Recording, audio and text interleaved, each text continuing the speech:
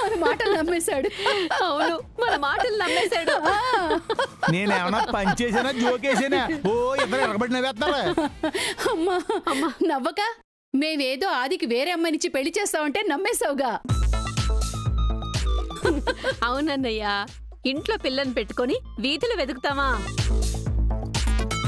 అసలు ముందే మేం పట్టుబట్టుంటే ఆదిగా నొప్పించుకుని ఆ గుండమ్మ బదులు నీ కూతురే ఈ ఇంట్లో దీపం పెట్టేది. అవును చిన్న సిస్టరు, అప్పటి నుంచి అవకాశం రాకపోద్దా దీపం వెలిగించకపోతానా అని అగ్గిపెట్టి అట్టుకుని తిరుగుతానే ఉంది నా డాక్టరు. సరే గిరి, ఏదో ఒక విధంగా ఆదికి గుండమ్మకి గొడవలు పెట్టి ముందు దాన్ని ఇంట్లోంచి బయటికి పంపించేద్దాం. ఆ తరువాత నీ కూతురు పెళ్లి గురించి ఆలోచిద్దాం. ఆలోచించానంటే కుదరదు. అలా చేస్తానని మీ ఇద్దరు ప్రామిసింగ్ చేయండి.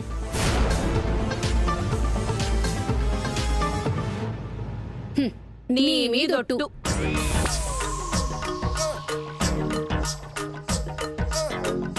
ఒట్టని ఇద్దరు నా నెత్తి మీద చేతులెట్టారు. భస్మాసురాస్తం అయితే కాదు కదా. లేదు గిరి, ఎంతైనా మనం ఒకటి. మేం చెప్పిన పనులన్నీ చేస్తుంటావు. మేం చీ అంటే దులిపేసుకుంటావు, తూ అంటే కడిగేసుకుంటావు. నిన్ను మోసం చేస్తావా? నీ కూతురే మాకు కాబోయే కోడలు, సరేనా? రావే. చీ అంటే దులిపేసుకుంటానా, తూ అంటే కడిగేసుకుంటానా? నేను మరీ అంత ఎదవనా?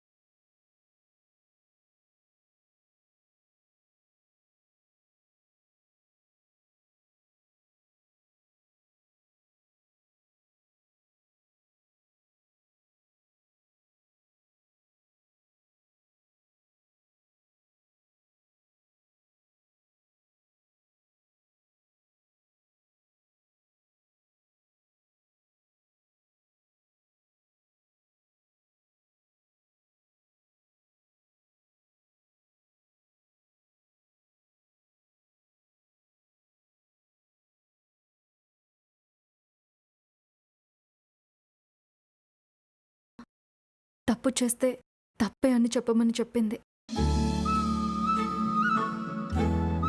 తప్పు చేసిన వాళ్ళని నయానో భయానో సరిదిద్దమని చెప్పింది.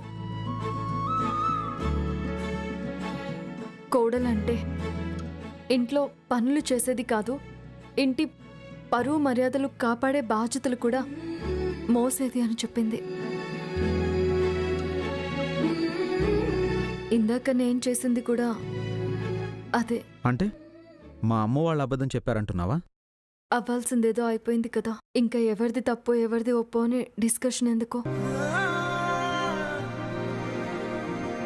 కాకపోతే వాళ్ళు చెప్పింది విన్న మీరు ఒక నిమిషం నేను చెప్పేది కూడా వినుంటే బాగుండేది. అసలు నేను చెప్పేది వినకుండా ఒక సైడే వినే తీర్పు చెప్పడమే బాధ అనిపించింది.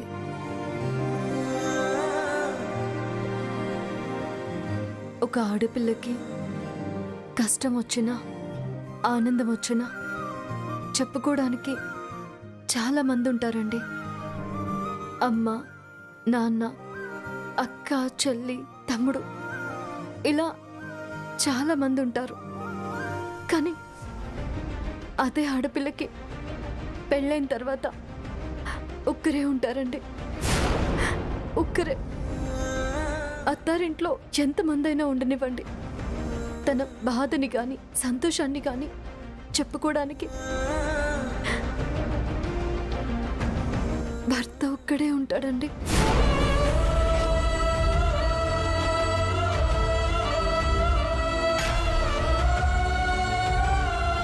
అతని వల్ల వచ్చిందే ఆ కుటుంబం, అతని వల్ల వచ్చేదే భార్య అనే గౌరవం, అతనితో గడిపిందే జీవితం. ఇలా అన్నీ అతనే అయి ఉంటాడు.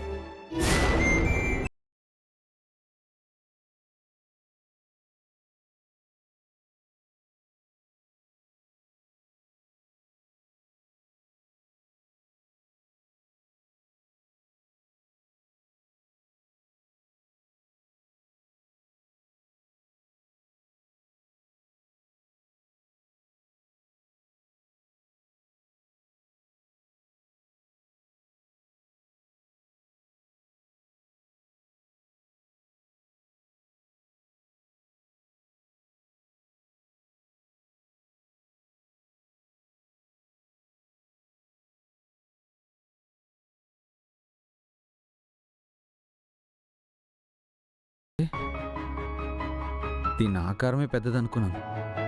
బ్రెయిన్ కూడా పెద్దదే.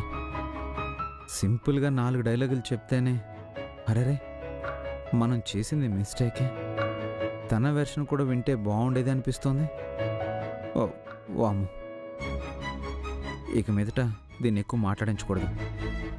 నన్నే కన్విన్స్ చేసేసి బయట కొంగన కట్టేసుకుంటుంది.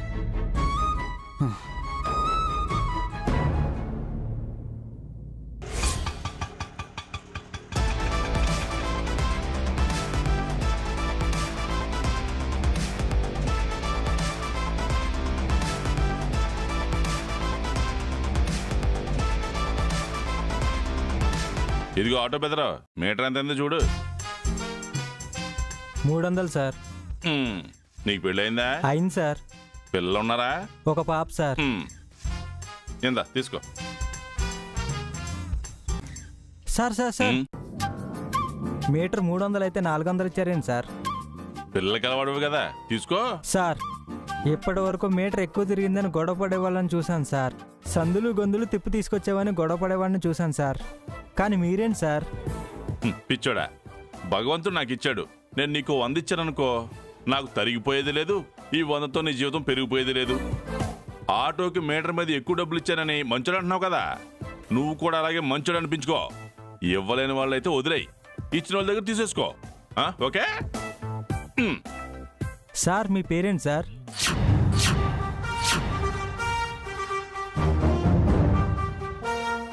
మాణిక్.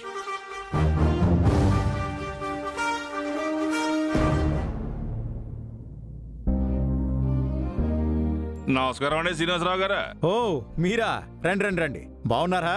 నేను బానే ఉన్నాను. పిల్లకి ఎలా ఉన్నారా? బానే ఉన్నారు. మా గుండమ్మ ఏం చేస్తుంది? గుండమ్మా, అమ్మ గుండమ్మా, అమ్మ గుండమ్మా.